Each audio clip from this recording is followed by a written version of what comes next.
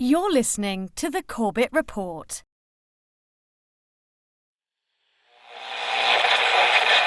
High oil prices helped ExxonMobil boost its profits to nearly $11 billion in the latest quarter. Shell is the latest oil company to report a big rise in profits thanks to higher oil prices. The ability of speculators to profit is surely dwarfed by the ability of oil-producing nations to profit from a higher price of oil.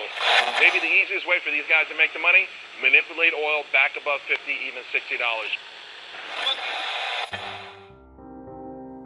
Oil. From farm to pharmaceutical, diesel truck to dinner plate, pipeline to plastic product, it is impossible to think of an area of our modern-day lives that is not affected by the petrochemical industry. The story of oil is the story of the modern world. Parts of that story are well known. Rockefeller and Standard Oil, the internal combustion engine and the transformation of global transport, the House of Saud and the oil wars in the Middle East. Other parts are more obscure. The quest for oil in the outbreak of World War I, the petrochemical interests behind modern medicine, the big oil money behind the Green Revolution and the Gene Revolution. But that story, properly told, begins somewhere unexpected. Not in Pennsylvania with the first commercial drilling operation in the first oil boom, but in the rural backwoods of early 19th century New York State. And it doesn't start with crude oil or its derivatives, but a different product altogether. Snake oil. Dr. Bill Livingston, celebrated cancer specialist, was the very image of the traveling snake oil salesman. He was neither a doctor nor a cancer specialist. His real name was not even Livingston. More to the point, the rock oil tonic he pawned was a useless mixture of laxative and petroleum, and had no effect whatsoever on the cancer of the poor townsfolk he conned into buying it. He lived the life of a vagabond, always on the run from the last group of people he had fooled, engaged in ever more outrageous deceptions to make sure that the past wouldn't catch up with him. He abandoned his first wife and their 6 children to start a bigamous marriage in Canada at the same time as he fathered 2 more children by a 3rd woman. He adopted the name Livingston after he was indicted for raping a girl in Cayuga in 1849. When he wasn't running away from them or disappearing for years at a time, he would teach his children the tricks of his treacherous trade. He once bragged of his parenting technique. "I cheat my boys every chance I get. I want to make 'em sharp." A towering man of over 6 feet and with natural good looks that he used to his advantage, he went by Big Bill. Others, less generously, called him Devil Bill. But his real name was William Avery Rockefeller, and it was his son, John D. Rockefeller, who would go on to found the Standard Oil monopoly and become the world's first billionaire. The world we live in today is the world created in Devil Bill's image. It's a world founded on treachery, deceit, and the naivety of a public that has never wised up to the parlor tricks that the Rockefellers and their ilk have been using to shape the world for the past century and a half. This is the story of the oligarchy.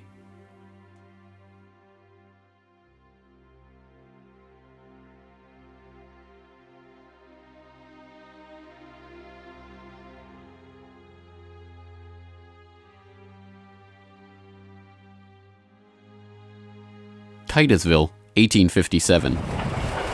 A most unlikely man alights from a railway car into the midst of this sleepy western Pennsylvania town on the shores of Oil Creek. Colonel Edwin Drake. He's from the Pennsylvania Rock Oil Company, and he's here on a mission: to collect oil. Like Dr. Bill, Drake isn't really a colonel. The title is bestowed on him by George Bissell and James Townsend, a lawyer and a banker who started the Pennsylvania Rock Oil Company after they discovered they could distill the region's naturally occurring Seneca oil into lamp oil or kerosene. Drake is actually an unemployed railroad conductor who talked himself into a job after staying at the same hotel as Bissell the year before. Calling him a colonel, it is hoped, will help win the respect of the locals. The locals think he's crazy anyway. Seneca oil is indeed plentiful, bubbling out of seeps and collecting in the creek, but other than as a cure-all medicine or grease for the local sawmill's machinery, it's hardly seen as something valuable. In fact, it can be a downright nuisance, contaminating brine wells that supply Pittsburgh's booming salt industry. Still, Drake has a task to complete: finding a way to collect enough oil to make the distillation of Seneca oil into lamp oil profitable. He tries everything he can think of. The Native Americans had historically collected the oil by damming the creek near a seep and skimming the oil off the top. But Drake can only collect 6 to 10 gallons of oil a day this way, even when he opens up extra seeps. He tries digging a shaft, but the groundwater floods in too quickly. By the summer of 1859, he's desperate. Drake is running out of ideas, Bissell and Townsend are running out of patience, and most importantly, the company is running out of funds. He turns to Uncle Billy Smith, a Pittsburgh blacksmith who had experience drilling brine wells with steam-powered equipment. They get to work drilling down through the shale bedrock to reach the oil. It's maddeningly slow work, with the crude equipment struggling to get through 3 feet of bedrock a day. By August 27th, they've drilled down 69.5 feet. Drake has used the last of his funds, and Bissell and his partners have decided to close up the operation. On August 28th, they strike oil.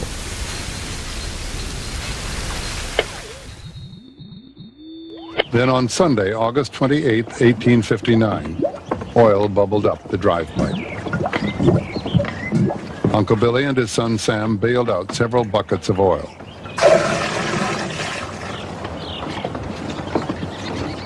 On Monday, the very day that Colonel Drake received his final payment and an order to close down the operation, they hitched the walking beam to a water pump, and the oil began to flow. The first oil was to sell for $40 a barrel. Years later, a local newspaper interviewed Uncle Billy about the day they struck oil. I commenced drilling, and at 4 o'clock I struck the oil. I says to Mr. Drake, "Look there, what do you think of this?" He looked down the pipe and said, "What's that?" I said, "That is your fortune."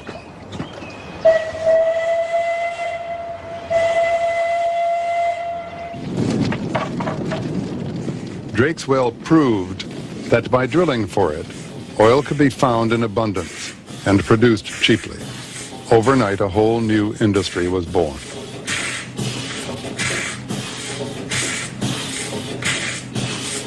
Before long, in millions of homes, farms, and factories around the world, lamps would be lit with kerosene, refined from West Pennsylvania crude.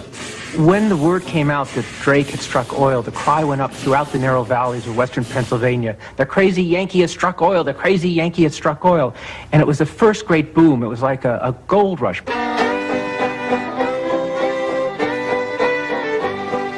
Down in Pennsylvania, there is plenty oil, they say. Petroleum, petroleum, we must all have some. Overnight, the quiet farming backwoods of rural Pennsylvania was transformed into a bustling oil region, with prospectors leasing up flats, towns springing up from nowhere, and a forest of percussion rigs covering the land. The first oil boom had arrived. Already poised to make the most of this boom was a young up-and-coming bookkeeper in Cleveland with a head for numbers, John Davison Rockefeller. He had 2 ambitions in life: to make $100,000 and to live to be 100 years old. John D. set off to make his fortune in the late 1850s, armed with a $1,000 loan from his father, Devil Bill. Grandfather never finished high school and went to Cleveland, having borrowed $1,000 from his father to start business, paid 9% interest on it, incidentally. And he read about the oil business just beginning and got interested and came to realize that it was a very volatile business at the time. In 1863, seeing the oil boom and sensing the profits to be made in the fledgling business, Rockefeller formed a partnership with fellow businessmen Maurice B. Clark and Samuel Andrews, a chemist who had built an oil refinery but knew little about the business of getting his product to market. 2 years later, the shrewd John D. bought out his partners for $72,500 and, with Andrews as partner, launched Rockefeller and Andrews. By 1870, after 5 years of strategic partnerships and mergers, Rockefeller had incorporated Standard Oil. The story of the rise of Standard Oil is an oft-told one. In a move that would transform the American economy, Rockefeller set out to replace a world of independent oil men with a giant company controlled by him. In 1870, begging bankers for more loans, he formed Standard Oil of Ohio. next year, he quietly put what he called Our Plan, his campaign to dominate the volatile oil industry, into devastating effect. Rockefeller knew that the refiner with the lowest transportation cost could bring rivals to their knees. He entered into a secret alliance with the railroads called the South Improvement Company. In exchange for large, regular shipments, Rockefeller and his allies secured transport rates far lower than those of their bewildered competitors. By 1879, when Rockefeller is 40, he controls 90% of the oil refining in the world. Within a few years, he will control 90% of the marketing of oil and a third of all of the oil wells. So this very young man controls what is not only a national but an international monopoly in a commodity that is about to become the most important strategic commodity in the world economy. By the 1880s, the American oil industry was the Standard Oil Company, and Standard Oil was John D. Rockefeller. But it wasn't long until a handful of similarly ambitious and well-connected families began to emulate the Standard Oil success story in other parts of the globe. One such competitor emerged from the Caucasus in the 1870s, where Imperial Russia had opened up the vast Caspian Sea oil deposits to private development. Two families quickly combined forces to take advantage of the opportunity. The Nobels, led by Ludwig Nobel and including his dynamite-inventing, prize-creating brother Alfred, and the French branch of the infamous Rothschild banking dynasty, led by Alphonse Rothschild. In 1891, the Rothschilds contracted with M. Samuel & Co., a Far East shipping company headquartered in London and run by Marcus Samuel, to do what had never been done before: ship their Nobel-supplied Caspian oil through the Suez Canal to East Asian markets. The project was immense. It involved not only sophisticated engineering to construct the first oil tankers to be approved by the Suez Canal Company, but the strictest secrecy. If word of the endeavor was to get back to Rockefeller through his international intelligence network, it would risk bringing the wrath of Standard Oil, which could afford to cut rates and squeeze them out of the market. In the end, they succeeded, and the first bulk tanker, the Murex, sailed through the Suez Canal in 1892 en route to Thailand. In 1897, M. Samuel & Co. became the Shell Transport and Trading Company. Realizing that reliance on the Rothschild Nobel Caspian oil left the company vulnerable to supply shocks, Shell began to look to the Far East for other sources of oil. In Borneo, they ran up against Royal Dutch Petroleum, established in The Hague in 1890 with the support of King William III of the Netherlands, to develop oil deposits in the Dutch East Indies. The two companies, fearing competition from Standard Oil, merged in 1903 into the Asiatic Petroleum Company, jointly owned with the French Rothschilds, and in 1907 became Royal Dutch Shell. Another global competitor to the Standard Oil throne emerged in Iran at the turn of the 20th century. In 1901, millionaire socialite William Knox D'Arcy negotiated an incredible concession with the King of Persia: exclusive rights to prospect for oil throughout most of the country for 60 years. After 7 years of fruitless search, D'Arcy and his Glasgow-based partner, Burma Oil, were ready to abandon the country altogether. In early May of 1908, they sent a telegram to their geologist telling him to dismiss his staff, dismantle his equipment, and come back home.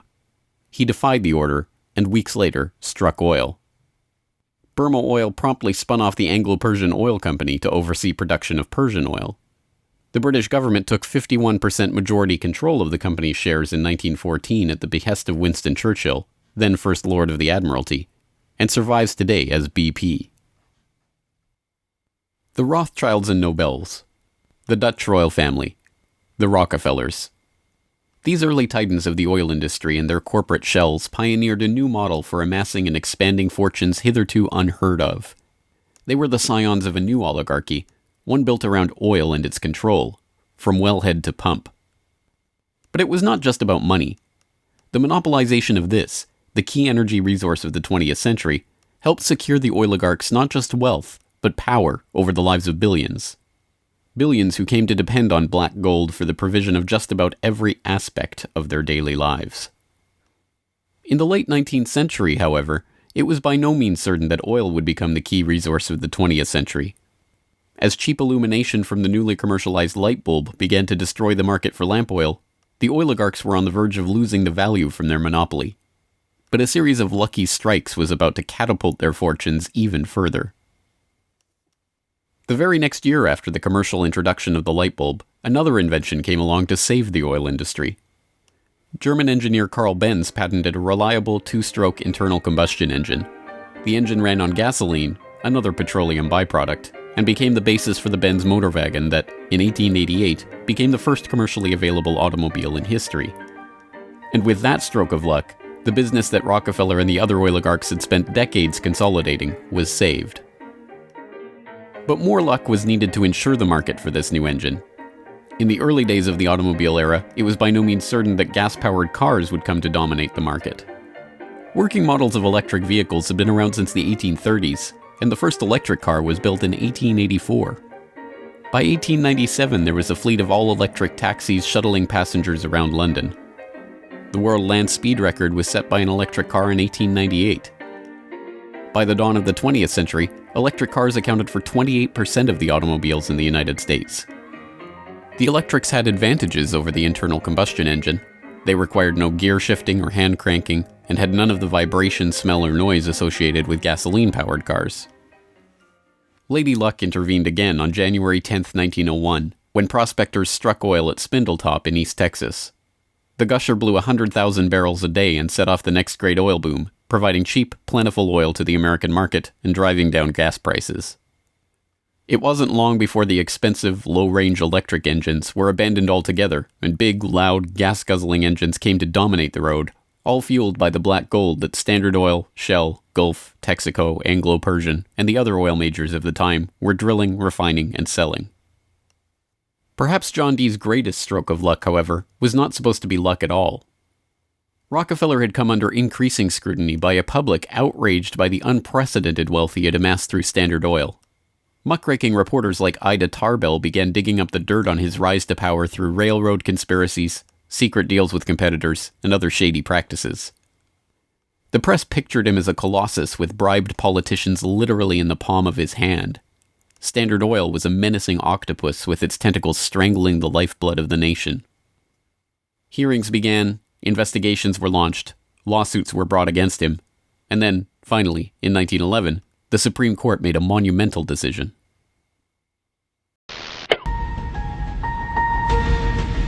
On May 15, 1911, the Supreme Court of the United States declared that Standard Oil was a monopoly in restraint of trade and should be dissolved. Rockefeller heard of the decision while golfing at Kykuit with a priest from the local Catholic Church, Father J.P. Lennon. And Rockefeller reacted with amazing aplomb. He turned to the Catholic priest and said, "Father Lennon, have you some money?" And the priest was very startled by the question and said, "No." And then he said, "Why?" And Rockefeller replied, "Buy Standard Oil." As Rockefeller foresaw, the individual Standard Oil companies were worth more than the single corporation. In the next few years, their shares doubled and tripled in value. By the time the reign of cash was over, Rockefeller had the greatest personal fortune in history, nearly 2% of the American economy. And it was really losing the antitrust case that converted John D. Rockefeller into history's first billionaire. So that Standard Oil was punished in the federal antitrust case, but John D. Rockefeller Sr. most assuredly was not. To the amazement of the world, Rockefeller's punishment had in fact been his reward. Rather than being taken down a peg, the splitting up of the Standard Oil monopoly had launched him as the world's only acknowledged billionaire at a time when the average annual income in America was $520. Rockefeller's story was perfectly mirrored by the story of Colonel Edwin Drake. Having struck oil in Titusville and given rise to a billion-dollar global industry, Drake had not had the foresight to patent his drilling technique or even to buy up the land around his own well. He ended up in poverty, relying on an annuity from the state of Pennsylvania to scrape together a living, and dying in 1880. For the oligarchy, the lesson of the rise of Rockefeller was obvious. The more ruthlessly that monopoly was pursued, the tighter that control was grasped, the greater the lust for power and money, the greater the reward would be in the end. From now on, no invention would derail the oil majors from their quest for total control. No competition would be tolerated. No threat to the oligarchs would be allowed to rise.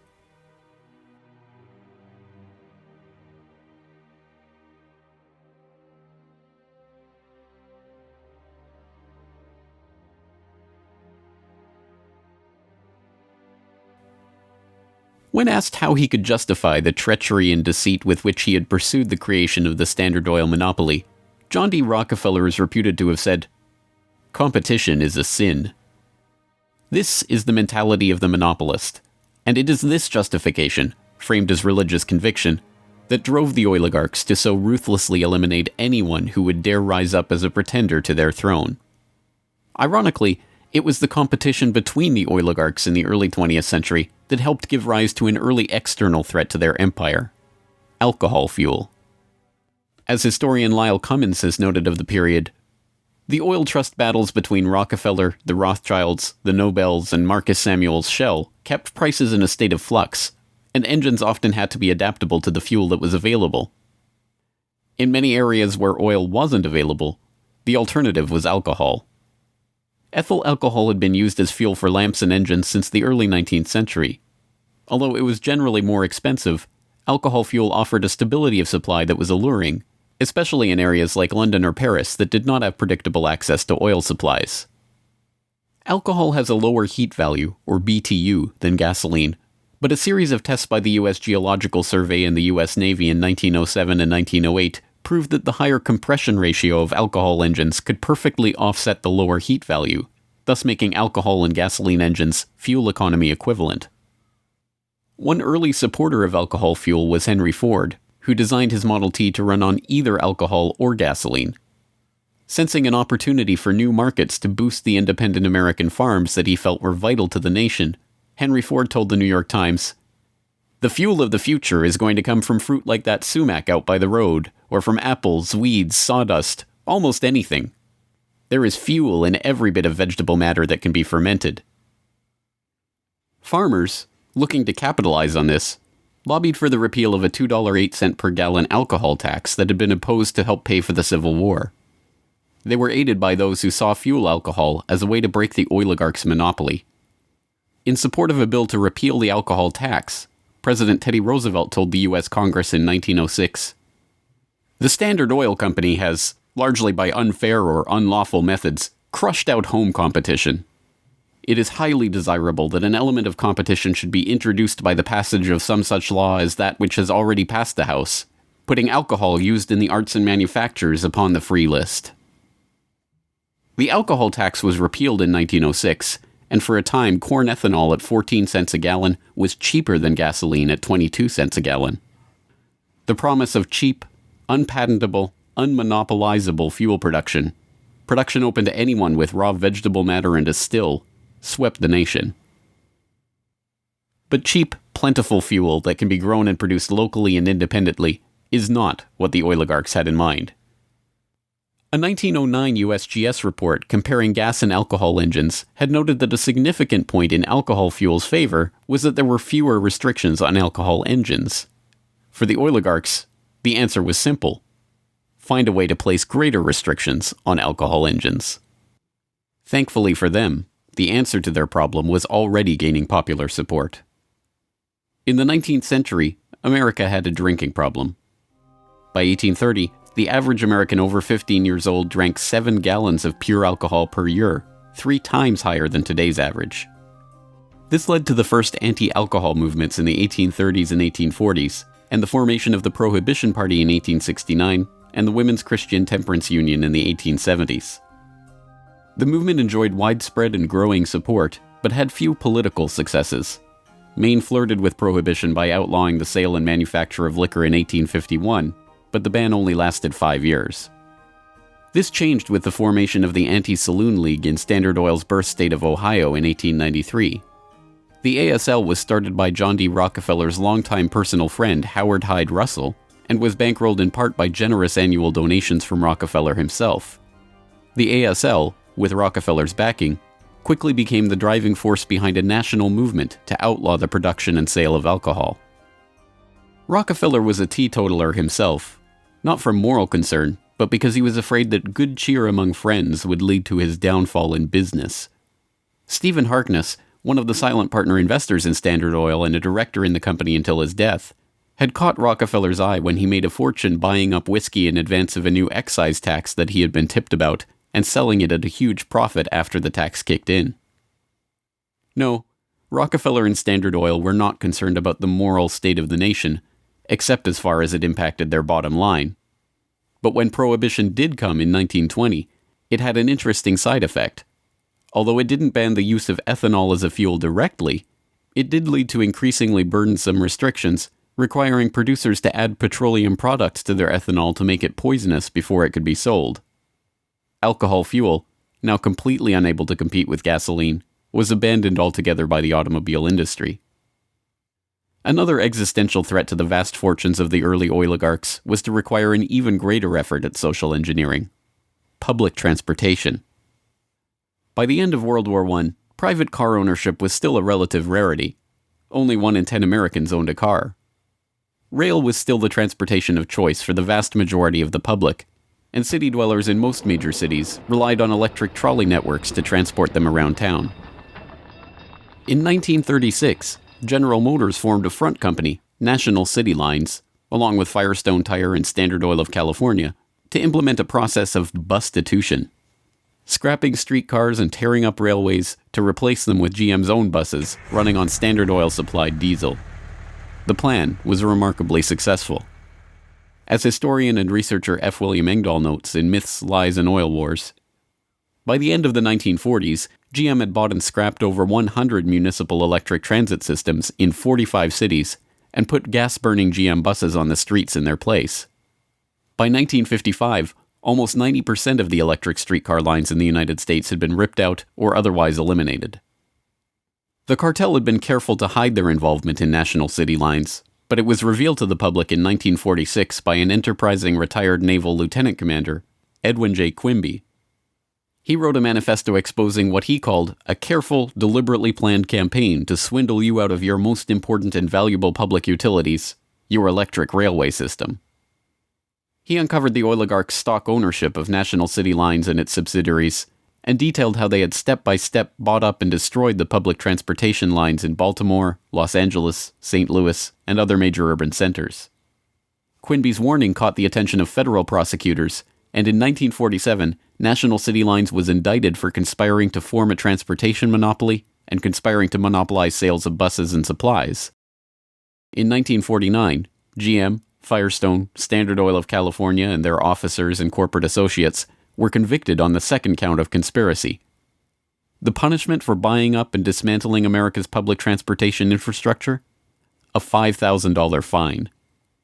H.C. Grossman, who had been the director of Pacific City Lines when it oversaw the scrapping of Los Angeles' $100 million Pacific Electric system, was fined exactly $1.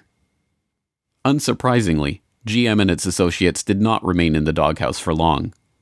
In 1953, President Eisenhower appointed Charles Wilson, then the president of General Motors, as Secretary of Defense. Wilson, with Francis DuPont of the Rockefeller-connected DuPont family as chief administrator of federal highways, oversaw one of the largest public works projects in American history, the creation of the interstate highway system. With a war-era excise tax on train tickets still in place, and federally funded highways and airports providing cheaper alternatives, rail travel declined a startling 84% between 1945 and 1964. This social engineering paid off well for Standard Oil and its growing list of petrochemical associates. In the 2.5 decades after the outbreak of World War II, vehicle production in Detroit almost tripled, from 4.5 million cars a year in 1940 to over 11 million in 1965. As a result, sales of refined gasoline over the same period rose 300%. But Rockefeller was not the only oligarch working to crush all opposition to his monopoly. Across the pond, the European oligarchs were working to protect their own oil investments from upstart competitors. In 1889, a consortium of German investors led by Siemens Deutsche Bank obtained a concession from the Turkish government for extension of a railway line connecting Berlin to Basra on the Persian Gulf via Baghdad in what was then part of the Ottoman Empire. The Berlin-Baghdad railway concession was for 99 years and came with mineral rights for 20 kilometers on either side of the line. An especially lucrative deal since the rail cut right through the heart of the still untapped Mesopotamian oil region south of Mosul along the Tigris River. For the powers behind the British Empire, concerned with the military rise of Germany, this deal was unacceptable. Well, Germany, in the end of the 19th century, was looking for outlets for its exports, its industrial exports, as the German economy was growing like China is growing in the last 30 years. And they decided that Turkey would be an ideal strategic trade partner for Germany. And Georg von Siemens, one of the directors of Deutsche Bank, came up with a strategy to extend a railway from Berlin all the way down to Baghdad, which was then part of the Ottoman Empire, Baghdad in Iraq today, near the Persian Gulf. And German military began training the Turkish military. The German industry began investing in Turkey. They saw a huge potential market to begin bringing Turkey into the 20th century economically. Well, Deutsche Bank also negotiated mineral rights. I think it was 20 kilometers on either side of the railway. And it was already known in 1914 that Mosul and these other areas contained huge petroleum deposits. Well, why is that significant? At the end of the century, 19th century, Jack Fisher, the Lord of the Admiralty and the head of the Royal Navy, advocated the conversion of the British Navy from coal-fired to oil-fired, that it would have a qualitative strategic improvement in their every aspect of warship design. And since Britain didn't know that they had any oil back then, they went to Persia and swindled the Shah at that time out of oil rights in Persia. They went to Kuwait and backed a coup d'etat of the Al-Sabah family to be a British pawn. And they literally wrote a contract with him that nothing that Kuwait does with the outside world will be done without approval of the British governor. And Kuwait was known to have oil and lying right on the Persian Gulf. Well, the British looked at this railway plan of the Germans going right down to Baghdad and said, my God, you can put soldiers on rail cars and bring them down and threaten the oil lifeline of the British Navy. This is a strategic move by the Germans. It also would make Germany independent of the British control of the seas. The British oligarchs, including the British Crown with its hidden controlling stake in Anglo-Persian oil and the Rothschilds merchant Marcus Samuel at Royal Dutch Shell, sought to counter this German threat to their commercial and strategic interests. They used Armenian-born, naturalized British citizen Calouste Gulbenkian, the architect of the Royal Dutch Shell merger, in order, as he later recalled, to see British influence get the upper hand in Turkey against the Germans. If that was his task, it was a remarkable success. In 1909, the British set up the Turkish National Bank, which was Turkish in name only. Founded by London banker Sir Edward Castle and with directors like Hugo Baring of the Barings banking family, Castle himself, and Gulbenkian, the bank set up the Turkish Petroleum Company in 1912. Formed explicitly to exploit the petroleum-rich oil fields of Iraq, then part of the Ottoman Empire, Gulbenkian brokered a deal that forced Deutsche Bank, with its 40-kilometer concessions along the oil-rich Baghdad railway line, into a junior partnership in the company. The stock was split so the British government's Anglo-Persian Oil Company owned half the shares, with Royal Dutch Shell and Deutsche Bank splitting the other half. Their plan to take over Germany's Turkish oil interests had been successful, but in an amazing irony, it didn't even matter. Gulbenkian finished negotiations for the Iraqi oil concession on June 28, 1914, the same day Archduke Ferdinand was shot in Sarajevo. An alliance the British had been brokering for years to constrain the rising German threat, an alliance involving France and Russia, kicked into motion, and the world was engulfed in war. By the end of World War I, The British and their allies had taken over Iraq and its oil deposits anyway. Germany had been completely cut out, and Gulbenkian, their scheming servant, received 5% of all oil field proceeds in the newly minted country. As the century wore on, the oil industry grew beyond the control of the handful of families that had dominated it since its inception. Oil deposits were located around the globe, and the resources of entire nation-states were marshaled to control them. Now, threats to the oligarchs and their interests required multilateral, multinational responses, and the consequences of those deals were felt worldwide.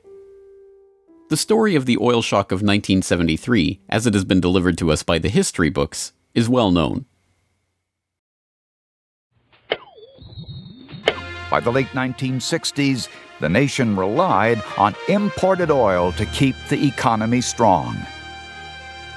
Then, in the early 1970s, oil-dependent America's nightmares came true. 13 oil-producing countries in the Middle East and South America formed OPEC, the Organization of Petroleum Exporting Countries. In 1973, OPEC placed an oil embargo on the U.S. and other nations that had supported Israel against the Arab states in the Yom Kippur War. The American economy went into a tailspin as gas shortages gripped the nation. Few, however, know that the crisis and its ensuing response was in fact prepared months ahead of time at a secret meeting in Sweden in 1973. The meeting was the annual gathering of the Bilderberg Group, a secretive cabal formed by Prince Bernhard of the Netherlands in 1954. The Dutch royal family not only gave its royal imprint to Royal Dutch Petroleum, they are still rumored to be, along with the Rothschilds, one of the largest shareholders in Royal Dutch Shell, from the days when Queen Wilhelmina's Anglo-Dutch petroleum holdings and other investments made her the world's first female billionaire, right through to today. Bernhard's guest list at the Bilderberg Group reflected his position in the oligarchy. Alongside him at the Swedish conference were David Rockefeller of the Standard Oil dynasty and his protege Henry Kissinger, Baron Edmund de Rothschild, E.G. Collado, the vice president of Exxon, Sir Dennis Greenhill, director of British Petroleum, and Gerrit A. Wegner, president of Bernhard's own Royal Dutch Shell. At the meeting in Sweden, held 5 months before the oil crisis began, the oligarchs and their political and business allies were planning their response to a monetary crisis that threatened the world dominance of the US dollar. Under the Bretton Woods system, negotiated in the final days of World War II, the US dollar would be the backbone of the world monetary system, convertible to gold at $35 per ounce, with all other currencies pegged to it. Increasing US expenditures in Vietnam and decreasing exports caused Germany, France, and other nations to start demanding gold for their dollars. With the Federal Reserve's official gold holdings plunging and unable to stem the tide of demand, Nixon abandoned Bretton Woods in August 1971, threatening the dollar's position as the world reserve currency. Accordingly, I have directed the Secretary of the Treasury to take the action necessary to defend the dollar against the speculators. I have directed Secretary Connally to suspend temporarily the convertibility of the dollar into gold or other reserve assets, except in amounts and conditions determined to be in the interest of monetary stability and in the best interest of the United States. As leaked documents from the 1973 Bilderberg meeting show, the oligarchs decided to use their control over the flow of oil to save the American hegemon. Acknowledging that OPEC could completely disorganize and undermine the world monetary system, the Bilderberg attendees prepared for an energy crisis or an increase in energy costs, which, they predicted, could mean an oil price between $10 and $12, a staggering 400% increase from the current price of $3.01 per barrel. 5 months later, Bilderberg attendee and Rockefeller protege Henry Kissinger, acting as Nixon's Secretary of State, engineered the Yom Kippur War and provoked OPEC's response, an oil embargo of the US and other nations that had supported Israel. On October 16, 1973, OPEC raised oil prices by 70%. At their December meeting, the Shah of Iran demanded and received a further raise to $11.65 a barrel, or 400% of oil's pre-crisis price. When asked by Saudi King Faisal's personal emissary why he had demanded such a bold price increase, he replied, Tell your king, if he wants the answer to this question, he should go to Washington and ask Henry Kissinger. In the second move of the operation, Kissinger helped negotiate a deal with Saudi Arabia. In exchange for U.S. arms and military protection, the Saudis would price all their future oil sales in dollars and recycle those dollars through treasury purchases via Wall Street banks. The deal was a bonanza for the oligarchs. Not only did they get to pass the price increases on to the consumers, but they benefited from the huge flows of money into their own banks. The Shah of Iran parked the National Iranian Oil Company's revenues in Rockefeller's own Chase Bank, revenues that reached $14 billion per year in the wake of the oil crisis. With the creation of this new system, the petrodollar, the oligarchs had reached unprecedented levels of control over the economy. Not only that, they had backed the world monetary system with their commodity, oil, and brought potential competition from upstart producer nations under their control all in one step. But for the insatiable appetites of these monopolist titans, mere control over the world's monetary system was not enough.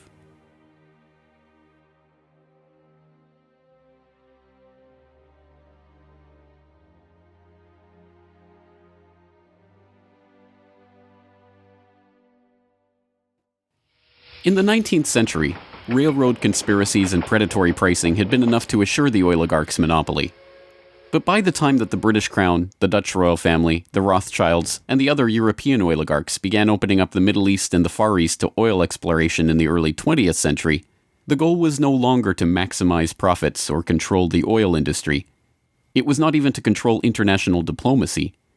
It was to control and shape the world itself, its resources, its environment, and its people. In order to achieve this goal, the oligarchy would need a facelift.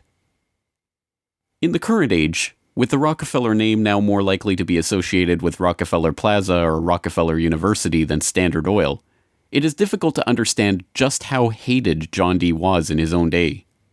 He was the head of the Standard Oil Hydra, an octopus strangling the world in his tentacles, a cutthroat gardener pruning the competitors from the flower of his oil monopoly. As one of the richest men the world had ever known, he was an easy target for the average working man's frustration and a magnet for the poor seeking help. He received on average 50 to 60,000 letters a month asking for help. Dozens of people followed him in the street. Literally, crowds stood around the Standard Oil offices, waiting for him to come out. Little children, painfully thin, crying in the street and so on. Rockefeller felt overwhelmed. Besieged by the downtrodden, despised by the working man, hounded by Ida Tarbell and the muckraking press, John D. had the mother of all PR problems. The answer was simple: invent the PR industry. He hired Ivy Ledbetter Lee, a journalist-turned-communications expert who invented the modern public relations industry, to burnish the Rockefellers' tarnished image.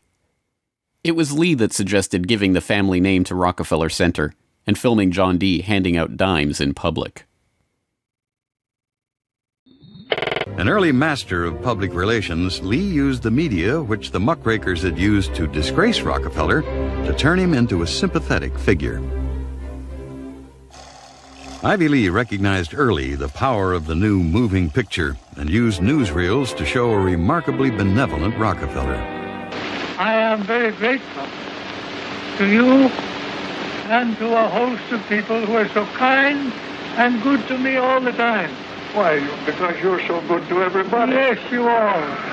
As Ivy Lee began to kind of control his public image, he became oddly a kind of American character. And people kind of warmed to him in a bizarre sort of way. It was like having Frankenstein on the loose walking around New York City or something like that, with a cane and a long hat. Although this plane never takes off, this photo opportunity was presented as Senior's first flight.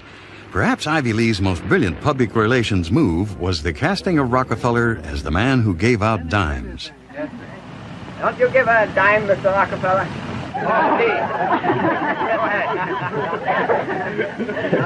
You've had a dime.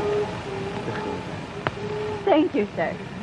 Thank you very much. I consider myself. Thank you for the ride. I consider myself more than amply paid. Bless you, bless you, Yes. bless you. These PR stunts seem obvious and ham-handed by today's standards, but they were effective enough. To this day, people leave dimes on the stone marker at the base of the 70-foot Egyptian obelisk that towers over John Dee's final resting place in Cleveland's Lakeview Cemetery. But it was not stage-managed photo opportunities like these that transformed Rockefeller into a public hero. In order to win the public over, he was going to have to give them what they wanted. And what they wanted wasn't difficult to understand. Money. But just as his father, Devil Bill, had taught him to do in all his business dealings, Rockefeller made sure to get the better end of the bargain. He would donate his great wealth to the creation of public institutions, but those institutions would be used to bend society to his will. As every would-be ruler throughout history has realized, society has to be transformed from the ground up.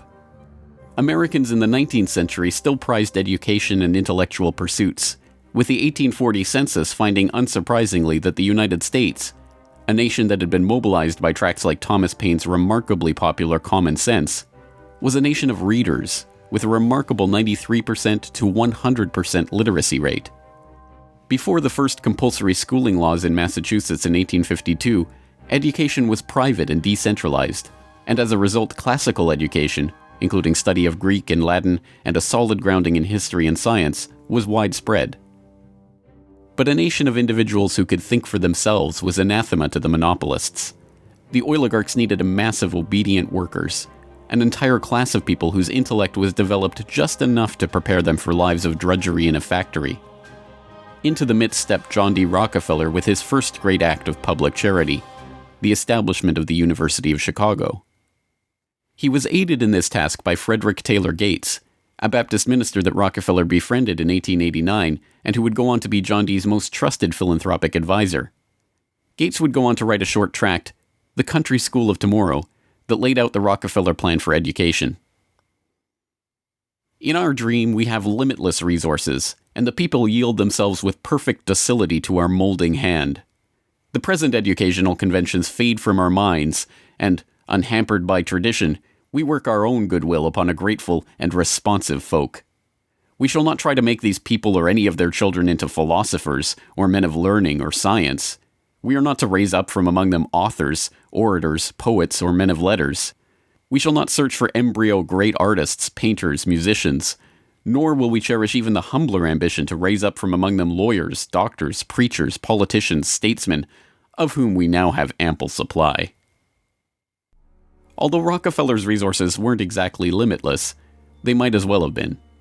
In 1902, he established the General Education Board to help implement Gates's vision for the Country School of Tomorrow with a staggering $180 million endowment. The Rockefeller influence on education was felt almost immediately, and it was amplified by help from fellow monopolists of the era who were approaching the topic of philanthropy from the same angle. Although best known as a steel magnate, Andrew Carnegie's fortune started on the railroads transporting Rockefeller's Standard Oil around the country, and was greatly magnified by a lucrative investment in property near Oil Creek that provided steady, profitable oil sales. In 1905, he established the Carnegie Foundation for the Advancement of Teaching, a tax-free foundation through which Carnegie and his appointees could direct the development of the education system in the United States, and, eventually, worldwide. In 1910, Rockefeller followed suit by establishing the Rockefeller Foundation, which became the tax-free umbrella organization for his philanthropic ambitions. As the Reese Committee, a congressional investigation into the activities of these tax-free foundations in the 1950s, discovered, it wasn't long before Carnegie's endowment approached Rockefeller's foundation with a proposal to cooperate on their shared desire to transform the American education system in their own image.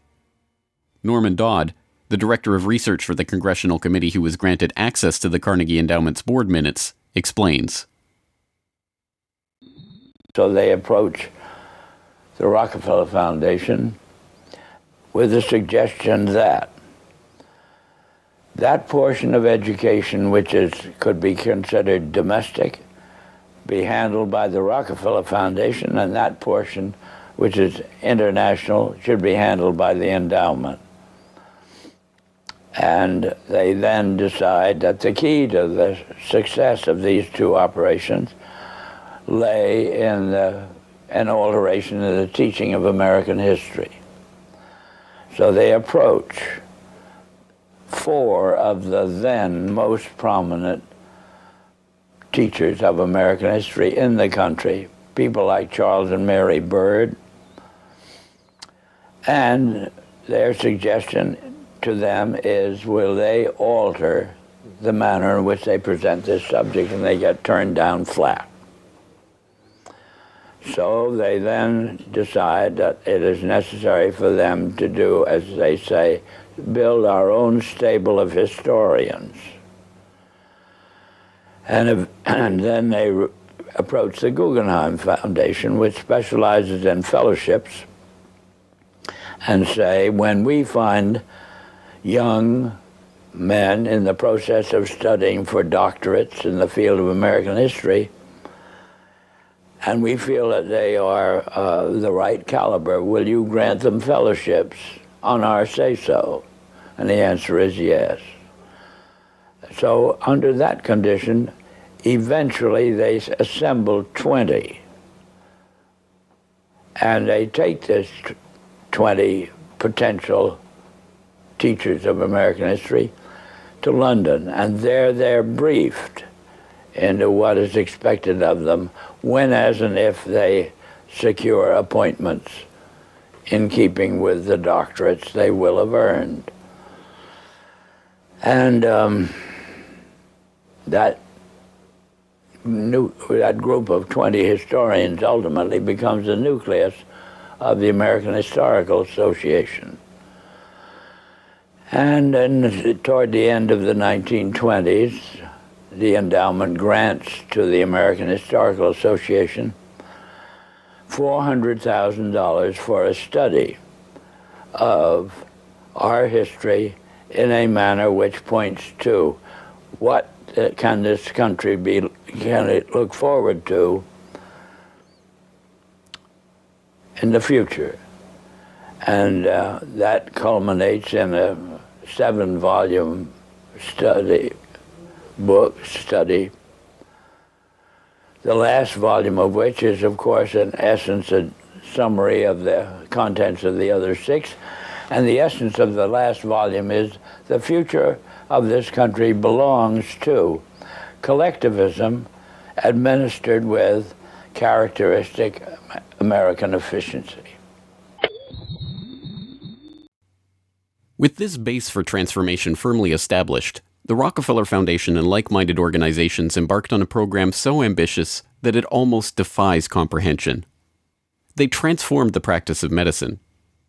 As usual, the oligarchs that funded this change were also there to profit from it, and once again, John D. took his cue from Devil Bill's example. William Rockefeller had called his brand of snake oil Nujol for new oil, and Standard Oil spun off Nujol as a laxative under their Stanco subsidiary. Manufactured on the same premises as Flit, an insecticide also derived from Standard Oil's byproducts, Nujol sold at the druggist for 28 cents per 6-ounce bottle. It cost Standard Oil less than 1/5 of a cent to manufacture. Pharmaceuticals provided a lucrative new opportunity for the oligarchs, but in a turn-of-the-century America that was still largely based on naturopathic, herbal remedies, it was a tough sell. The oligarchy went to work changing that. In 1901, John D. established the Rockefeller Institute for Medical Research. The institute recruited Simon Flexner, a pathology professor at the University of Pennsylvania, to serve as its director. His brother, Abraham, was an educator who was contracted by the Carnegie Foundation to write a report on the state of the American medical education system. His study, the Flexner Report, along with the hundreds of millions of dollars that the Rockefeller and Carnegie Foundations were to shower on medical research in the coming years, resulted in a sweeping overhaul of the American medical system. Naturopathic and homeopathic medicine, medical care focused on unpatentable, unmarketable natural remedies and cures, was now dismissed as quackery. Only drug-based allopathic medicine requiring expensive medical procedures and lengthy hospital stays was to be taken seriously. The fortunes of Carnegie, Morgan, and Rockefeller financed surgery, radiation, and synthetic drugs. They were to become the economic foundations of the new medical economy. The takeover of the medical industry was accomplished by the takeover of the medical schools. Well, the people that we're talking about, Rockefeller and Carnegie in particular, came to the picture and said, we will put up money. They offered tremendous amounts of money to the schools that would agree to cooperate with them.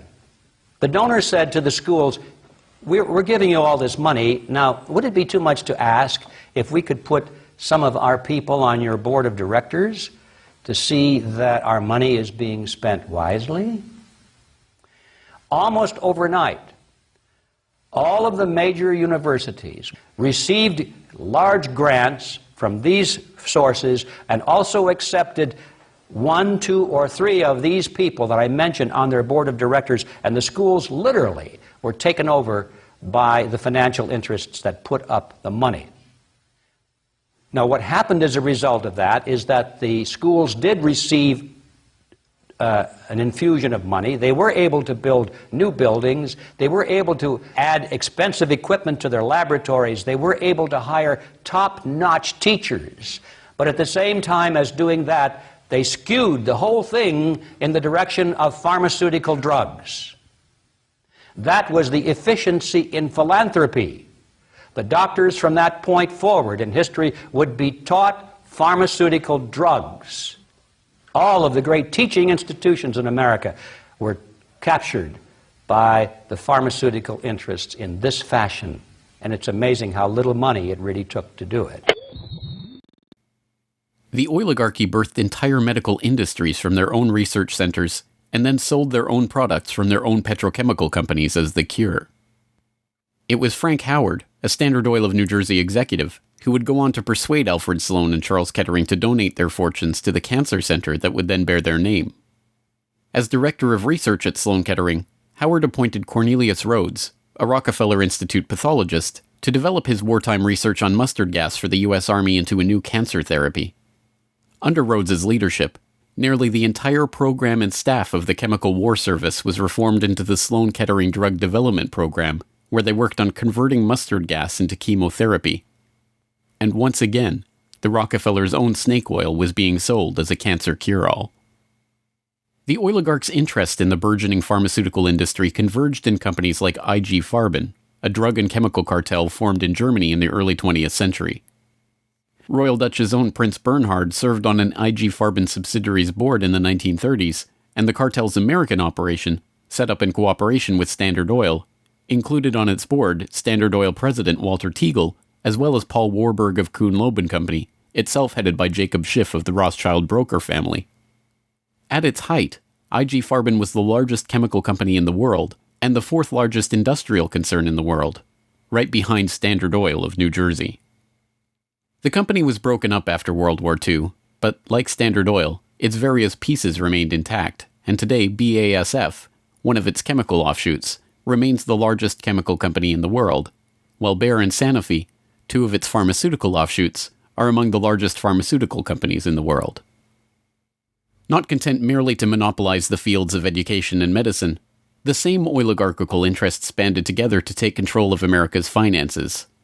In 1910, John D. Rockefeller Jr.'s own father-in-law, Senator Nelson Aldrich, Frank Vanderlip of the National City Bank, and Paul Warburg, as well as various agents of J.P. Morgan, met in complete secrecy on Jekyll Island to hammer out the details of what would go on to become the Federal Reserve, America's central bank. The Fed, established in 1913, would be run by hand-picked appointees of the oligarchy and their banking associates, including, perhaps inevitably, Standard Oil president and American IG director Walter Teagle. The Rockefeller family would go on to formally enter the banking field in the 1950s when James Stillman Rockefeller, the grandson of John D.'s brother, was appointed director of National City Bank. Meanwhile, John D.'s own grandson, David Rockefeller, would go on to take over Chase Manhattan Bank, the longtime banking partner of the Standard Oil empire. In this move, the Rockefeller story perfectly mirrored that of their fellow oligarchs, the Rothschilds. Whereas the Rothschilds had supplemented their banking fortune with their oil interests, The Rockefellers supplemented their oil fortune with banking interests. Springboarding from success to success as they consolidated monopolies across every field of human activity, the oligarchs' ambitions became even larger. This time, their goal was to consolidate control over the very food supply of the world itself. And once again, they would use philanthropy as the cover for their business takeover. The Green Revolution began in 1943 when plant geneticist Norman Borlaug and a team of researchers arrived on Mexican soil. His goal was to improve agricultural techniques and biotechnological methodologies, which in turn would help alleviate starvation and improve the living quality of developing nations. Creating new genetically modified strains of wheat, rice, maize, and other crops, Borlaug planned to win the battle against world hunger. The hope was that these new crops and farming techniques would rescue third world countries from the brink of starvation. That's exactly what happened. The agricultural innovations brought to the poverty-stricken countries gave the farmers the skills and resources necessary to sustain themselves.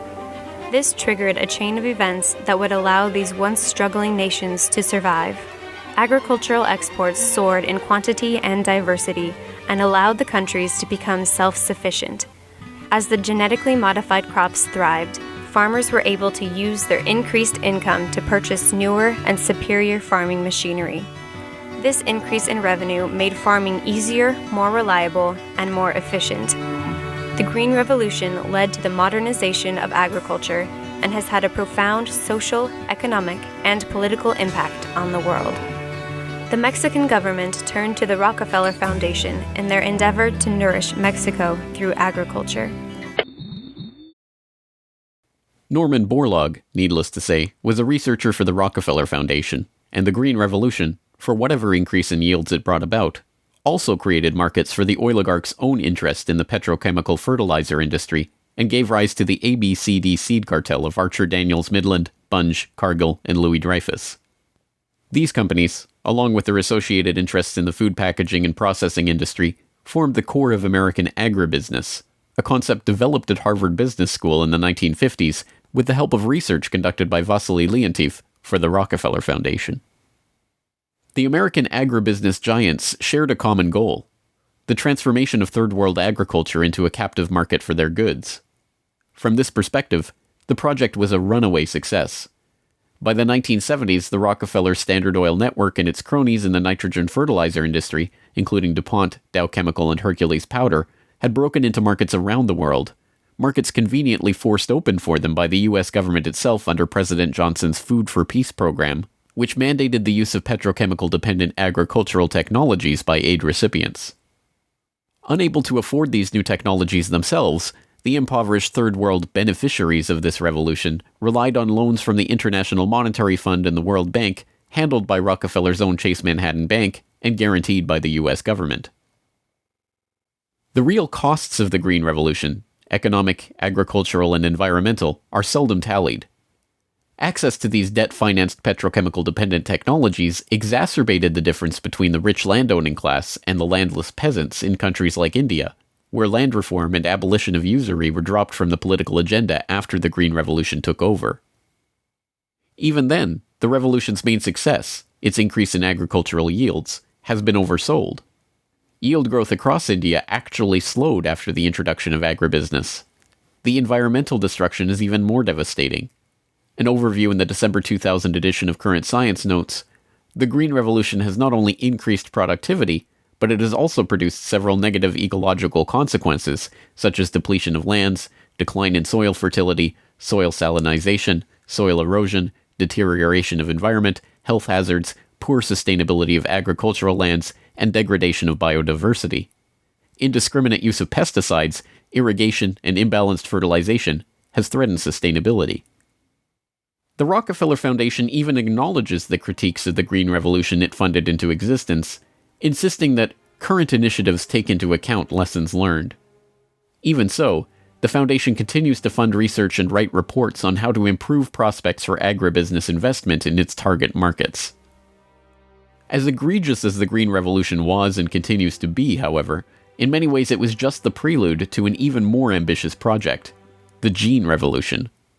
Now the project is not merely to monopolize the technologies, supplies, and chemical inputs for agriculture worldwide, but to monopolize the food supply itself through the replacement of the world's natural seeds with patentable, genetically modified crops.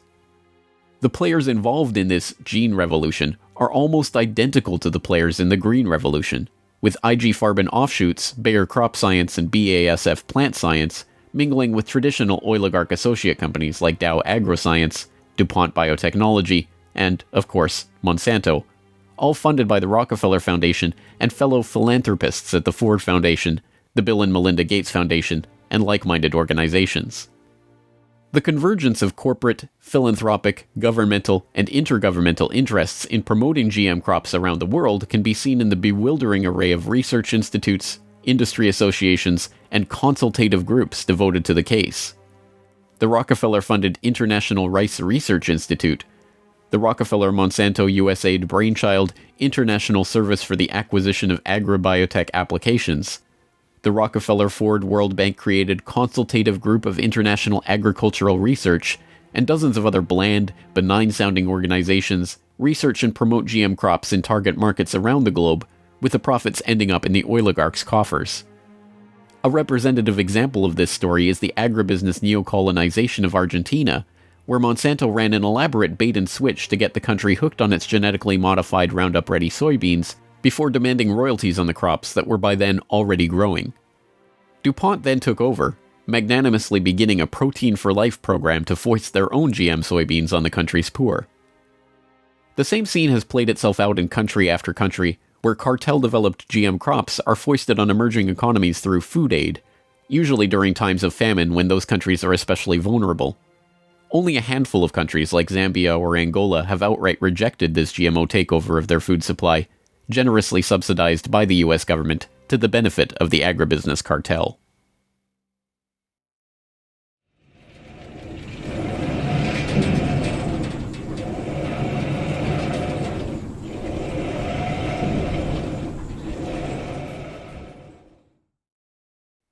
From cutthroat pioneers of the early oil industry to Machiavellian social engineers and geopolitical schemers, the oligarchs have come a long way since the days of Devil Bill's snake oil cure-alls. But his use of every form of deception and trickery to swindle the public informed how John D. and the rest of the oligarchs built up their business interests. As the 20th century drew to a close, it was obvious that for the powerful cartel that built the oil industry, the Rockefellers, the Rothschilds, the British and Dutch royal families, it was no longer about oil, if it ever really was. The takeover of education, of medicine, of the monetary system, of the food supply itself, showed that the aim was much greater than a mere oil monopoly. It was the quest to monopolize all aspects of life, to erect the perfect system of control over every aspect of society, every sector from which any threat of competition to their power could emerge. They had been remarkably, almost unbelievably successful. From oil well to gas pump, farm to fork, hospital to pharmaceutical, drill rig to dollar bill, there was almost no aspect of society that was not under their control. But the oligarchs are not done yet. Their next project, launched in the late 20th century, is almost too ambitious to be comprehended. It is not about oil. It is not about money. It is about the monopolization of life itself. They have spent decades preparing the path for this takeover and marshaled their mind-boggling resources in service of the task. And the vast majority of the world's population, still playing the shell game that the oligarchs perfected and abandoned long ago, are about to fall right into their hands yet again. Ladies and gentlemen, the battle against climate change is surely the most defining and pivotal challenge of our times. Even in a world full of daunting perils and crises, it is hard to imagine anything that poses a greater challenge and opportunity for humanity. The negative impact of population growth on all of our planetary ecosystems is becoming appallingly evident.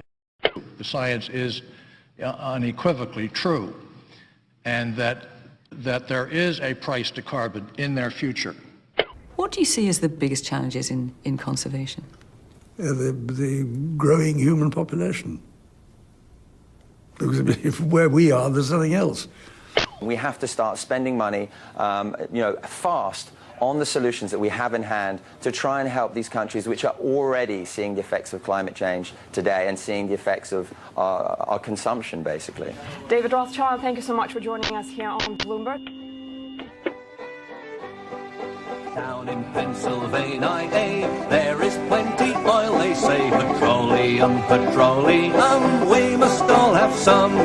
The oily fever, don't you see, infects most every live Yankee. From north, from east and west they come for petroleum oil. Oil, oil, oil, oh petroleum. Oil, oil, oil, petroleum.